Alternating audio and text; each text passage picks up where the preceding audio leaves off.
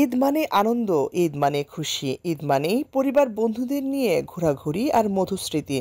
কিন্তু রোজার শেষে এই ঈদ প্রবাসী বাংলাদেশিদের কাছে কেমন?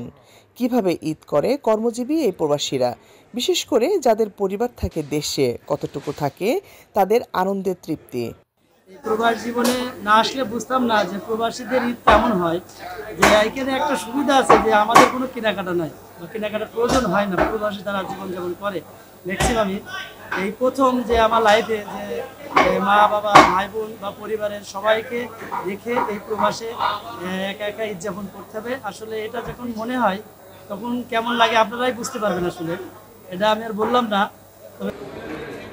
ঈদের সকালে মায়ের হাতের দুধের সেমাই না পাওয়া আর নতুন কাপড়ে আতর মাখা গন্ধে পাঞ্জাবি পরে সালাম করা হয় না বাবা মাকে, এই অতৃপ্তি হাজার প্রবাসীর যেন গল্প।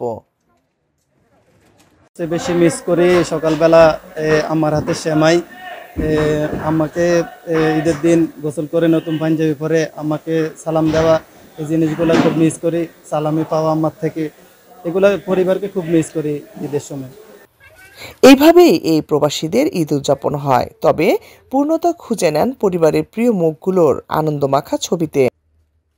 প্রবাসে থাকলে দেখা যায় যে আমরা এখন চিন্তা করি আমাদের পরিবারের সবাই ঠিকমতো শপিং করতে পারলো কিনা, তারা তাদের পছন্দের জিনিস কিনতে পারলো কিনা, বা তাদের পছন্দসই জিনিস আমরা দিতে পারতেছি কিনা। তখন এটা আমাদের একটা অন্যরকম আনন্দের অনুভূতি দেয় আর কি। তো এটা দেশের সাথে আসলে এখানকার ঈদ উদযাপনের একটা পার্থক্য। আমাদের এখানে আসলে কেনাকাটা কোনো ঝামেলা নাই। আমরা জাস্ট ঈদের দিন হয়তো সবাই একসাথে নামাজ পড়ে ঈদ উদযাপন করবো, এটাই। তারপরে সবাই সবার মতো কাজে চলে যাব। আমাদের ঈদ এখানে হয়তো শেষ হবে। কেউ কেউ পরের বছর দেশে গিয়ে পরিবারের সঙ্গে ঈদ করার স্বপ্ন দেখিয়ে কাটিয়ে দেন ঈদের দিনটি। তবে এবারও দেশটিতে বাংলাদেশি পোশাকের ফ্যাশন হাউসগুলো দেশীয় পোশাক ও রকমারি সাজের উপকরণ দিয়ে সেজেছে, আর নারী ব্যবসায়ীরাও দেখছেন লাভের মুখ।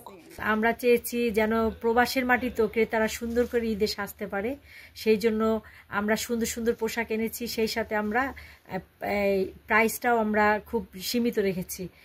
আশা করছি এবারে ঈদে সবাই সুন্দর করে সাজবে। লাবণ্য চৌধুরী, ৭১।